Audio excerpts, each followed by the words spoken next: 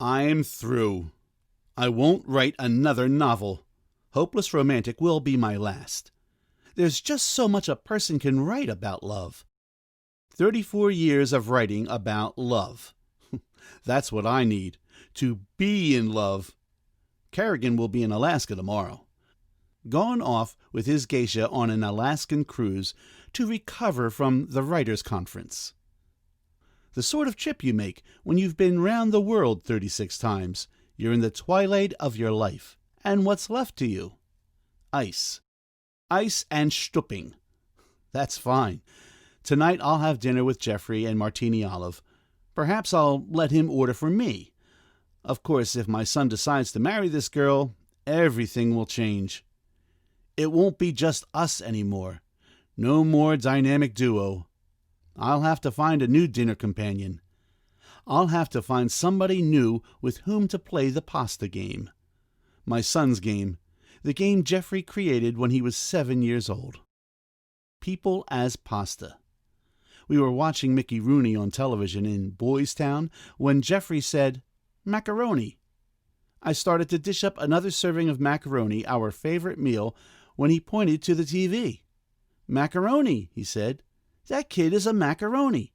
Since then, everyone my son and I come across has been paired up with a noodle. This happens during all of our restaurant outings.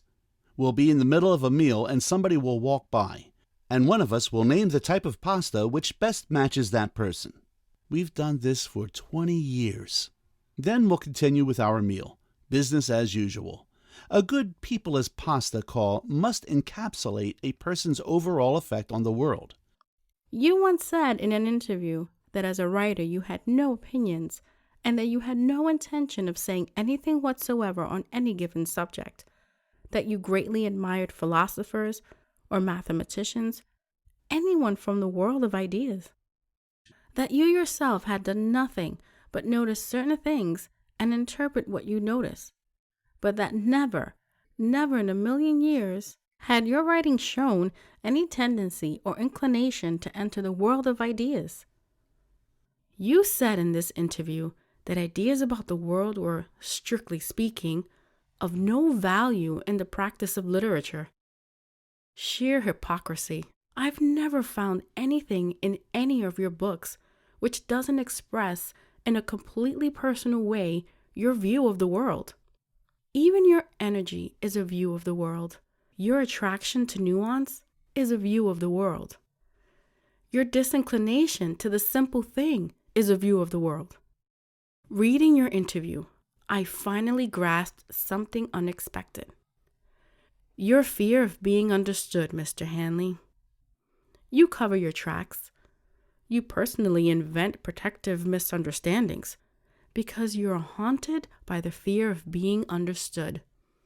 A judicious helping of impenetrability is how you avert this great misfortune and preserve your prestige intact. You continually mention a distaste for the here and now. In Hopeless Romantic, which is in my handbag, your hero, your alter ego, claims he only wanted to be in a position of authority in order to be able to abdicate. When are you, my dear writer, planning to abdicate?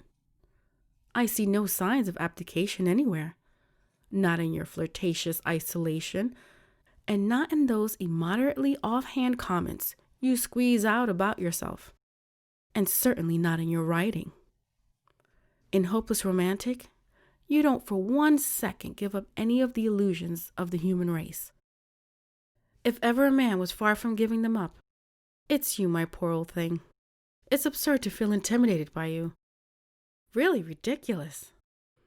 Mr. Hanley, chance, wonderful chance, or rather, chance quite simply. Chance has decreed that I should meet you at this airport. I can't resist telling you. And what are you going to tell him? How will you fight your way up from that kind of affection? Mr. Hanley, I'm prepared here and now to hop on a plane and journey with you to the ends of the earth. Just to see his face, I should do it. If he laughs, If his face lights up and he genuinely laughs, then he's the man I think he is. Come on, Beth. Life is short. And what if he doesn't laugh? If he doesn't laugh, then he's not the man you think he is. You'll have to face the bitter reality that you've barked up the wrong tree for half your life. Then you'll be so ashamed. You'll run to the ladies' room and stay there until you know he's gone. You'll miss your flight and be forced to stay the night.